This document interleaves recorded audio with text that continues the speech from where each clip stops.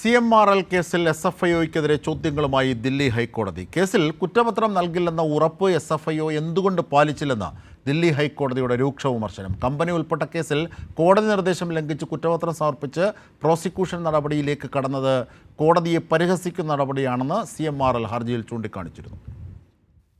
CMRL കേസിൽ കോടതി നിർദ്ദേശം ലംഘിച്ച് കുറ്റപത്രം സമർപ്പിച്ച SFIO നടപടിക്കെതിരെ CMRL നൽകിയ ഹർജിയിലാണ് ദില്ലി ഹൈക്കോടതിയുടെ രൂക്ഷ വിമർശനം. അന്വേഷണം തുടരുന്ന സാഹചര്യത്തിൽ കുറ്റപത്രം സമർപ്പിക്കില്ലെന്ന വാക്ക് എന്തുകൊണ്ട് SFIO പാലിച്ചില്ലെന്ന് ദില്ലി ഹൈക്കോടതി ചോദിച്ചു.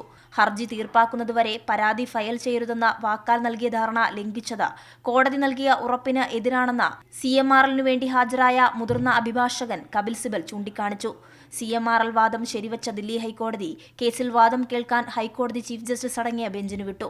കമ്പനി നിയമപ്രകാരം നടത്തുന്ന അന്വേഷണത്തിന്റെ റിപ്പോർട്ട് എവിടെയും സമർപ്പിക്കരുതെന്ന കോടതി നിർദ്ദേശം ലംഘിച്ച് SFIO മാർച്ച് 29-നാണ് കുറ്റപത്രം സമർപ്പിച്ചത്.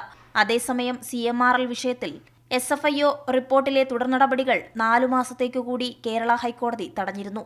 കൈരളി ന്യൂസ്, ദില്ലി.